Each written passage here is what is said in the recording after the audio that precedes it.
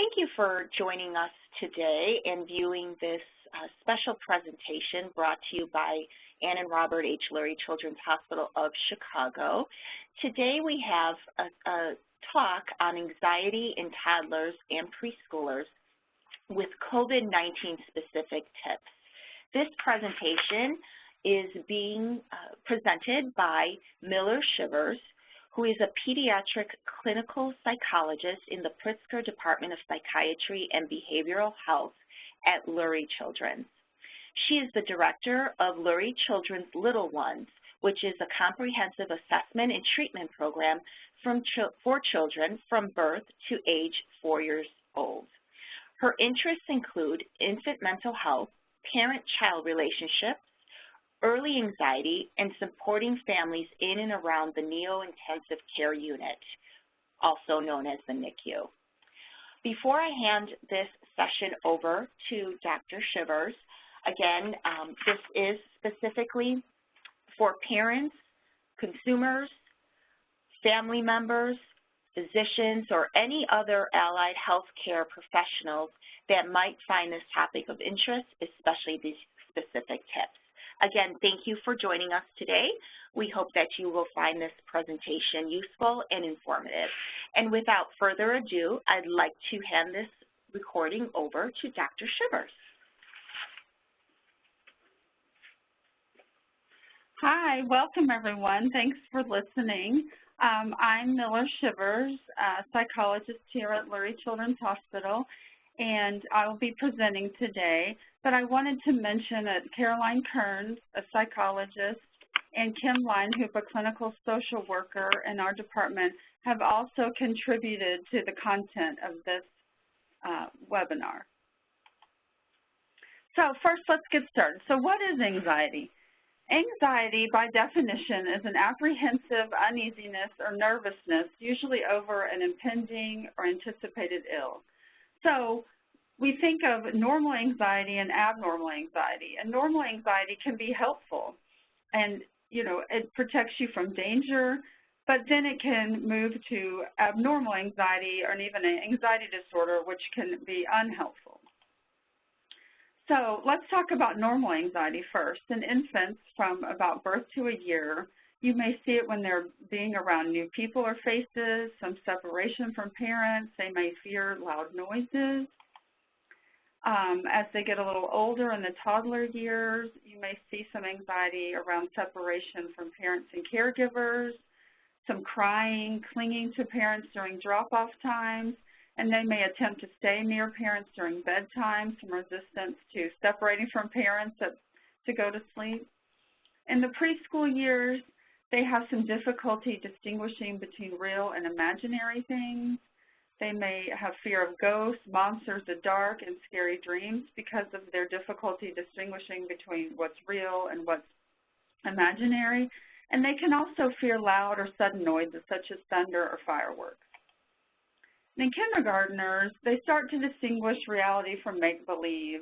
And some may still have some fear of ghosts, monsters, or the dark, and they may start to have some anxiety about school, family, or health concerns. So when does it become heightened or abnormal anxiety? So what separates normal anxiety from an anxiety disorder? Usually that's the higher severity of symptoms, higher frequency of symptoms, higher levels of distress, and more functional impairment. So how is it really interfering with their daily life or the functioning of your family? Environmental factors can contribute as well. There's parental and family and social influences on the child. So you have to look at the parents' level anxiety of depression.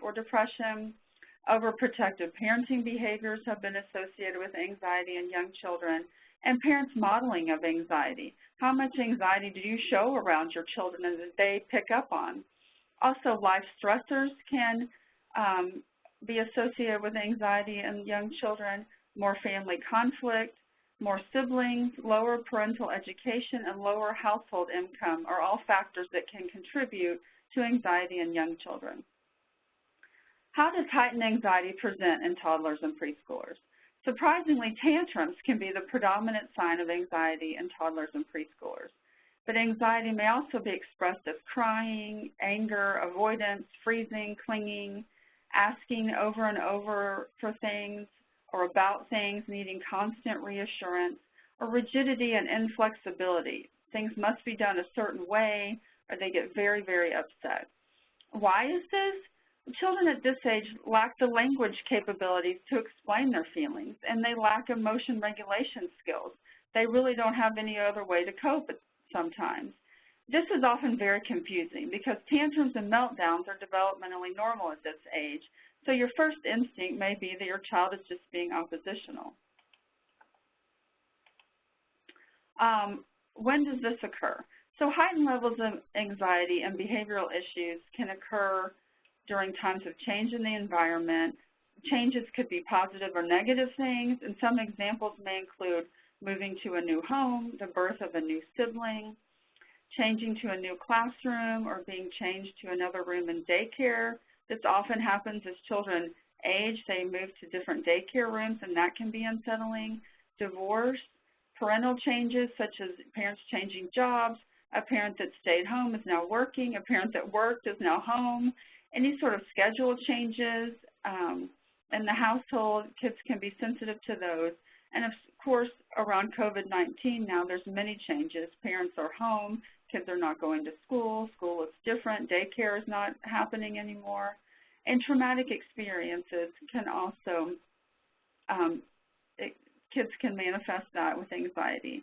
And as children become older and more aware of their surroundings, they can start to anticipate changes. They know what's happening, what's supposed to be happening, and they may anticipate, going to school tomorrow, might start to worry about that, and they realize things are changing and things are different. Is it an anxiety disorder? It can be normal to have increases in anxiety and behavioral symptoms during periods of stress and change, but when does it become abnormal? It becomes abnormal if the symptoms are prolonged, if there's an increase in severity, or there's a change in functioning. Some of the various anxiety disorders are outlined in the slides that I'm going to show you, but I wanted to say there are specific anxiety disorders that can be present in young children, but some young children may still have anxiety that does not meet criteria for a specific anxiety disorder. And note that symptoms can present differently in young children. As I've said, a lot of young kids with anxiety show tantrums, and some of the criteria may not fit your child exactly. So separation anxiety. This is something that can be seen in young children. It's developmentally inappropriate and excessive fear or anxiety concerning separation from an attachment figure. So this could happen during recurrent excessive distress before or during separation. So they anticipate, being dropped off at school, things like that. They worry about losing the attachment figure, which is usually a parent or a caregiver, worries about getting lost, being kidnapped, having an accident, or becoming ill, reluctance or refusal to leave home or go to school, a fear of being alone or without the attachment figure, refusal to sleep away from home or in their own bed, nightmares involving a theme of separation, and people can have, and young children can have physical symptoms too, headaches, stomach aches, nausea, vomiting, associated with separation and with anxiety. These fears must have been present for at least 4 weeks, and I should say, children don't have to have all of these things that I mentioned above, but if your child has some of them, you may think that separation anxiety may be a concern, and these things must cause clinically significant distress or impairment in social, academic, occupational, or other important areas of functioning. And this clause must be present for all the disorders I'm going to speak about. They must cause clinically significant distress or impairment. Selective mutism. Selective mutism is a consistent failure to speak in specific social situations despite talking in other situations. So we see this sometimes when children are chatterboxes at home, often parents say, but they don't speak at all at school. And sometimes other children will speak for them, let the teacher know they need to go to the restroom or that they need something. And the failure to speak interferes with education or occupational achievement or with social communication. So often teachers don't know what your child may know because they they aren't able to express what they know in class. The duration of at least 1 month, and the failure to speak is not attributable to lack of knowledge or comfort with the spoken language required by a social situation, and it's not better explained by a communication disorder or other mental disorder. Social anxiety. Social anxiety is a fear or anxiety about one or more social situations. So social interactions, having a conversation, meeting unfamiliar people, being observed, eating or drinking, performing in front of others, in a school concert or a play, and in children, anxiety must occur with peers and not only adults. There's also the fear that the child will do something embarrassing or humiliating that will lead to rejection by others, and the situation almost always provokes fear or anxiety. The child avoids or endures the situation with intense fear or anxiety. Avoidance behaviors can be overt, like refusing to go to school or birthday parties, or more subtle, like having limited eye contact, whispering, talking really softly. And they can have overly rigid body posture, overly soft voice, and make brief statements. And the fear is out of proportion to the actual threat, and it usually lasts for 6 months or more. So sometimes we see social anxiety in young children, of course, not wanting to go to school or going to school and sort of being by themselves, not really participating with the group, having tantrums or throwing a fit about going to birthday parties or soccer practice, things like that where there's other people around that they are not as familiar with. Generalized anxiety disorder is excessive worries about a number of events, activities, or topics. So some examples include school or recreational performance, health and safety, weather, natural disasters, or catastrophes. And the worries tend to take on a whack-a-mole quality. So they may worry about something, and then that's over, and then they start worrying about something else. Anxiety and worry accompanied by at least one of the following: restlessness or feeling on edge, being easily fatigued, difficulty concentrating, irritability, muscle tension, headaches, stomach aches, constipation, or sleep disturbance, difficulty staying asleep, restless sleep, or falling asleep.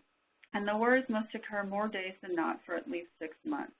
So these are kids that often worry about many different things that aren't really in a certain category. Specific phobias are fear or anxiety about a specific object or situation. So those sometimes can be animals, spiders, insects, dogs, natural environmental things, heights, storms, water, more health-related items such as blood injection, injury, needles, and invasive medical procedures. Kids that have spent a lot of time in the doctor's offices often develop specific phobias. They can be situational, scared of airplanes, elevators, and closed spaces. Other things such as loud noises, costume characters, Halloween can be difficult, or other restaurants that have costume characters. The phobic object or situation almost always provokes immediate fear or anxiety. So as soon as they see the dog, they run for you, want to be picked up, start screaming, crying, something to that effect. And the phobic object or situation is avoided or endured with intense fear or anxiety. And the fear is out of proportion to the true threat, and the fear typically lasts at least 6 months. So other anxiety and related disorders, obsessive compulsive disorder, it's no longer considered an anxiety disorder, but it shares features with anxiety, and the treatments are similar, so I thought it was important to mention. And sometimes this is manifested in young children as asking parents to repeat a phrase, in a certain manner, a certain tone of voice, saying things a certain number of times, doing things in a certain order. There's also trauma and stressor-related disorders and adjustment disorders. They can be related to a specific event or trigger, and anxiety is often a symptom. So as a caregiver, what can I do? What can you do? So it's important to explore your own feelings and reactions to your child's anxious behaviors and now to COVID-19. So speaking about your child's anxious behaviors, so when your child, is throwing a fit and won't go to the birthday party because of anxiety, are you angry? Is it embarrassing? Do you feel rigid, like they must go in a certain way? Do you have certain expectations and are sort of rigidly hold to those? And what's your tolerance of negative affect from your child? You know, as soon as they get upset, do you get upset? Or do you have a high tolerance for that? You know, tantrums, you can let tantrums go a long time without intervening or being upset. And does it make you anxious? You know, are you anxious about what is your child going to do when I take them to the birthday party? And especially now in this COVID-19 era, what are your fears, your worries? Are you angry about things about this pandemic? And what is your flexibility versus rigidity as you deal with these things? The most important thing I think I will say is that when you react to things, your child's negative behaviors, whether it's anxiety or behavior problem, you must have a neutral response to your child's behavior. So think a blank face. Strong reactions to negative behaviors can reinforce the negative behaviors of your child. So if your child's screaming and you scream back, it's just escalating the behavior. And children may find the attention, even though it's negative, very rewarding and actually engage in the negative behavior more frequently. So the thing that you're trying to lessen is you're actually making it happen more by doing that. So here's an example. If your child is whining and you keep telling your child to stop whining or even yell at your child to stop, you're giving that whining so much attention. And the attention is actually reinforcing the behavior and causing your child to want to whine more. Instead, try ignoring the behavior, which I will discuss a little bit later. What else can you do? Consider your expectations for your child, pre- and post-COVID era expectations, and how that influences your behavior. Are you expecting too much? Are you expecting perfection? Be confident in managing your child's anxiety and behavior. Your child will respond much better with confidence, and realize it might not always go as planned, but you must believe that you're confident in it and that you can make change in your child. Be honest with your child in a developmentally sensitive manner. For example, let them know there's a virus which can make any person ill, and reassure them that it's your job to keep them safe, but don't over-reassure. Sometimes if kids need a lot of reassurance and we keep reassuring, it just feeds into that and makes them ask more and more. So you have to set a limit, like, I'm reassuring you now, but I'm not going to reassure you again for an hour or something to that effect. So you don't want to over-reassure. Follow your child's lead when discussing COVID-19 or any other fears, so only answer what your child asks. And don't assume they need or want more information, and keep your responses simple and concise. And it's normal to feel unsure with change, and young children may manifest this with behavior, so they might show more clinging and whining, more tantrums and crying, and just general negative behaviors. So some strategies you can use. So establish rules and boundaries in your home, especially during unsure times. So clear rules and expectations make children feel secure. And continue or establish clear limits. Keep it simple, be consistent with the limits, establish realistic consequences for behavior, and follow through with those consequences. So consequences don't mean anything if you don't actually follow through with them. Set aside time each day just for fun with your children. So don't forget to have fun. And this is a time when you have no expectations, you're just having fun interacting with your child. And follow through with praise and rewards for positive behavior. So don't forget this. It's very important to catch them when they're being good. Don't wait for perfection.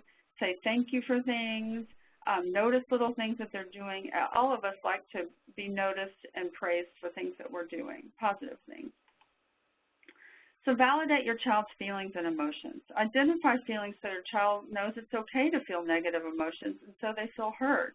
You may say something like, I understand you're feeling sad about not going to school, or I see you're scared to go into your room alone. And as you begin to help them add, but I know you can do it. Communicate that you know it's difficult to do X behavior, but that you're proud of their effort.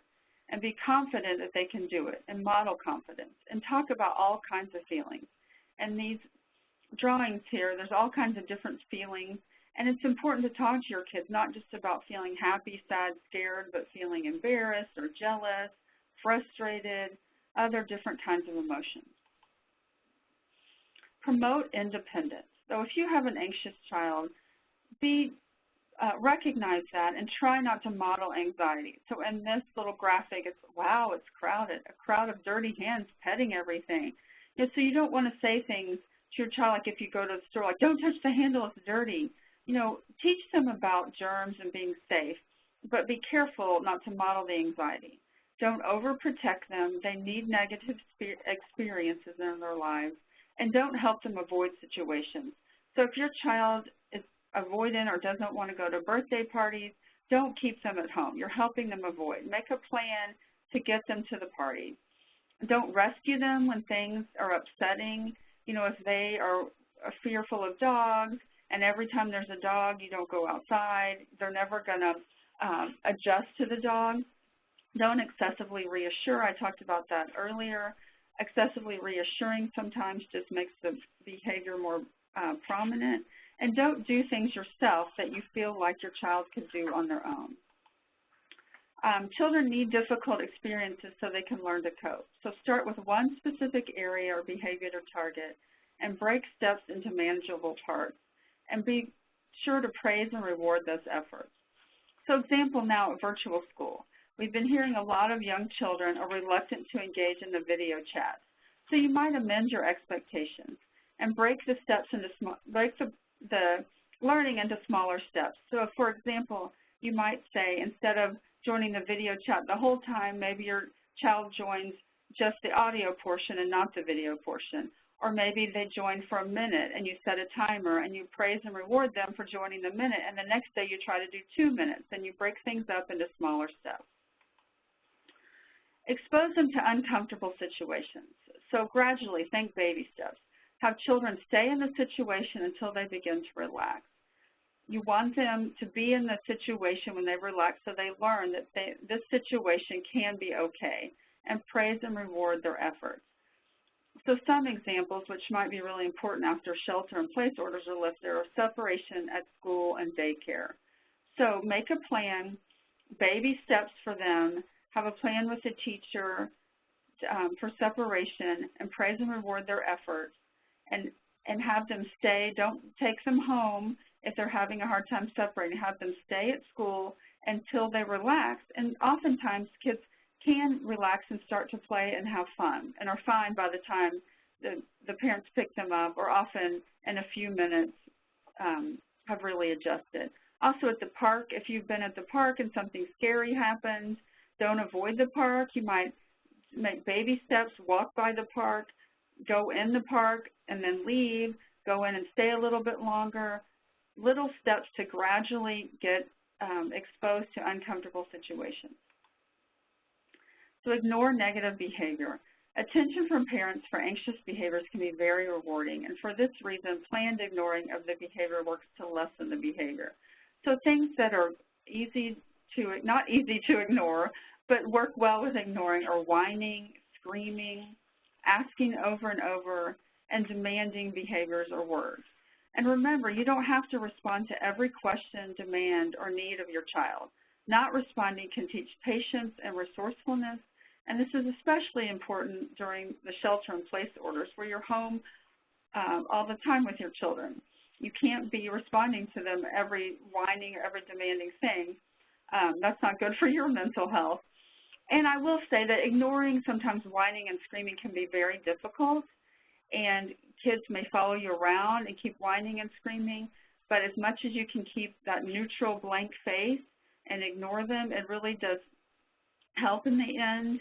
And I also suggest doing something mundane while you're trying to ignore, because it's hard just to sit there and ignore, like fold socks, wash pots and pans, something that you don't have to use a lot of brain power to do, because it will be hard to ignore them at first when you first start trying it. Some specific strategies to use now during the COVID-19 time is create a routine or a schedule for time at home with some flexibility, and children are best when they know what to expect. So you may create a daily schedule, break the day into zones of time, for example, like a learning zone, a quiet time or nap time, a play zone or exercise, dance party, active time. Or you may want to do specific routines for certain daily activities, like a certain bedtime routine, a specific routine for parents' work time at home. Maybe you set up your children, this is the time they watch a movie while you work from home. Set up a specific routine for child schooling, other routines for the morning or getting dressed. If your kids are having a hard time doing the schooling, sometimes getting up and getting dressed as if you are going to school can help. Create helpful activities during COVID-19. Often children like to do things and feel like they have some sense of control, so doing a positive thing can be helpful too, like baking cookies for neighbors, sweeping a neighbor's driveway or sidewalk, making masks for people, making signs, putting them in your window or in your neighbor's windows, making colorful creations with sidewalk chalk, drawing cards to send to healthcare workers, and making videos of fun ways to wash your hands. There's lots of ways you can be creative to do positive things during this time. And plan ahead for when this is all over. So gradually you want to get back to your pre-COVID routine. So think about how to slowly start doing some steps for that now, and steps for reintroducing your children to socialization, especially if you have children that are anxious. You want to, maybe start driving by the daycare every so often, maybe walking by sometimes, little steps to get them used to and reintroducing things that they used to do.